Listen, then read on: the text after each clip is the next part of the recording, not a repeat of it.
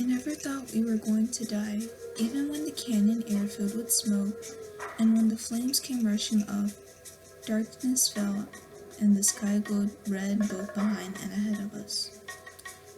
It was a little scary, but we were just a short drive from Portland. On a well-traveled trail my family had hiked a dozen times in the last 10 years. No one dies in a forest fire when they are that close to home. We weren't outdoorsy enough to die in a forest anywhere, or so it seemed to me. On the West Coast, the 2017 onslaught of forest fires has been widespread and relentless. A charge stretching from South Caribou, British Columbia, last summer to the Caravaggio exhibit in the Getty Center just above West Los Angeles Thursday. California's 10 largest modern wildfires have come in past 14 years. The news coverage of these fires plays like a disaster movie. Forested hills wrapped in a devil's fiery cloak. Well-tended homes reduced to scorched concrete and melted bikes.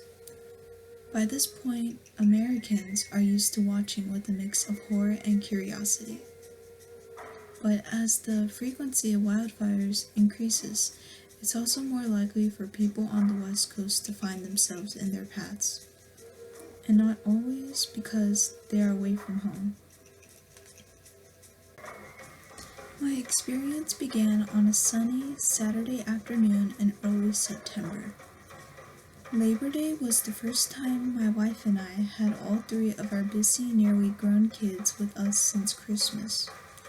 Figuring we'd spend the day together romping around Oregon's natural playground, we drove 40 miles east to the Eagle Creek Trail, a path that follows a waterfall-coated river on an uphill climb toward the richly forested Bull Run watershed.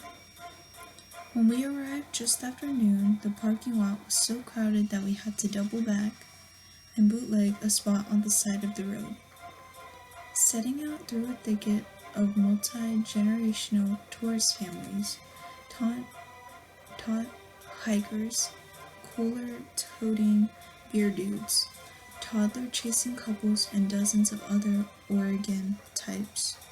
We continued for 3 breezy miles, had a shady lunch at the High Bridge, and after an hour or so headed to the Punch Bowl Falls swimming area for a cooling dip. We were back on the trail at 4 p.m. for the gentle 2-mile stroll to the car. A sweet end to a lovely afternoon, right until one of my sons, Teddy, came sprinting back from walking up a few hundred feet ahead of us. The trail was on fire, he shouted. In fact, the entire hillside was ablaze. Thinking dad thoughts, I made a few steps forward to check it out, but Teddy put his hand up to my chest. You do not want to get closer. 20 minutes earlier, a few feckless teenagers had tossed a smoke bomb from the trail, and hell had been unleashed.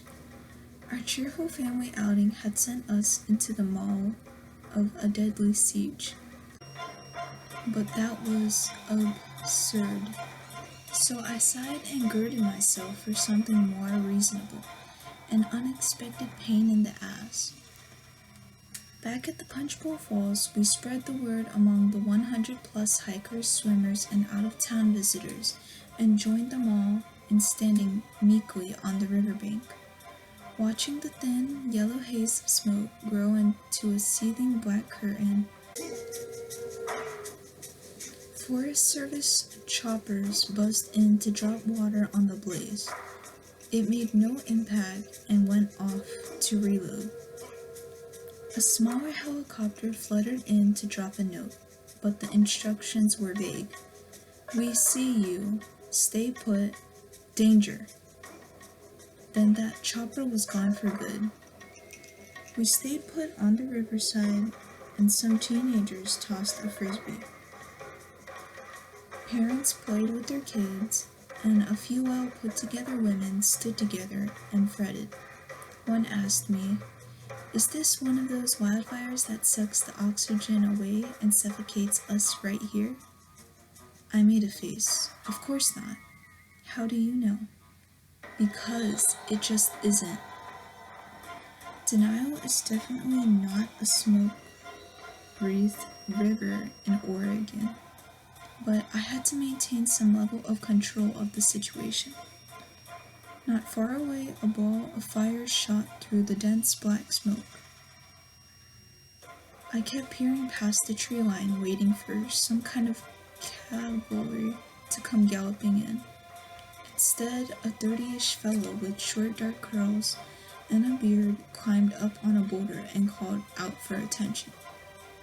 He was Technical Sergeant Robert Jones of the U.S. Air Force, a veteran of 2 tours in Afghanistan. After scoping out the movement of the fire, he had some ideas. The flames were too close for us to stay on the riverbank. We needed to get out now, and no matter how fast, how slow, how young or old we were all going together, we would stay together until we were all safe. The cavalry is turned out among us the whole time. Off we went away from one fire and bound for another trail that the map said would lead to a road where rescuers would be waiting. There was one problem, though. The path would lead us to the hem of the Indian Creek fire, a blaze that had been burning out of control since July. There was no way of knowing if the fire would consume the trail before we got there, but given no other options, we crossed our fingers and kept moving. Through the gloaming and into the darkness, we trooped, lit by cell phones, across vertiginous shelves of cliffside scree, 5, 8, a dozen miles. Eventually, the canyon air thickened with smoke and the sky just above the western trees went red. The Indian Creek fire was just over the hill, so close that its embers drifted around us, some tickling new flames from the underbrush. A Forest Service ranger hiked down to help us, and when she came near me, I pointed to a fresh blaze taking hold 100 feet from where we had stopped. "That doesn't matter," she replied in a taut monotone. 2 miles beyond the embers, we stopped again to rest for a few hours. My family had no clothes beyond our t-shirts and shorts, and only 10 carrot sticks left over from lunch. Hungry and exhausted, we huddled together in the dirt and tried to sleep. The plan was to stay until dawn, but the Eagle Creek fire picked up speed in the night, and the Indian Creek blaze was closing in too. We were rousted an hour before dawn into a thick, scratchy fog of smoke. After an hour or two of hiking, we started to meet Forest Service firefighters carrying their axes and water jugs to the front of the Indian Creek fire. 3 hours later, we got to Wahatum Lake and trudged up the officially named Stairway to Heaven, a long, steep set of wood and dirt stairs, to find 24 rescuers, a table full of military MREs and school buses bound for safety. Too exhausted to feel much of anything beyond relief, we located places on the bus and sat numbly through the hour-long ride back to where we'd left our cars less than 24 hours earlier. We were home 90 minutes after that, finding everything just as we had left the morning before. I took off my boots and hosed them down, trying to wash the smoke and ash and filth, and left them on the back porch to dry. The next morning, I woke up to see smoke hanging above our yard. Taking my cup of coffee out to the back porch, I found my boots where I'd left them, just as ash-covered as they'd been before I'd hosed them out the day before. The winds had changed direction. We'd made it home, but the fire was still coming for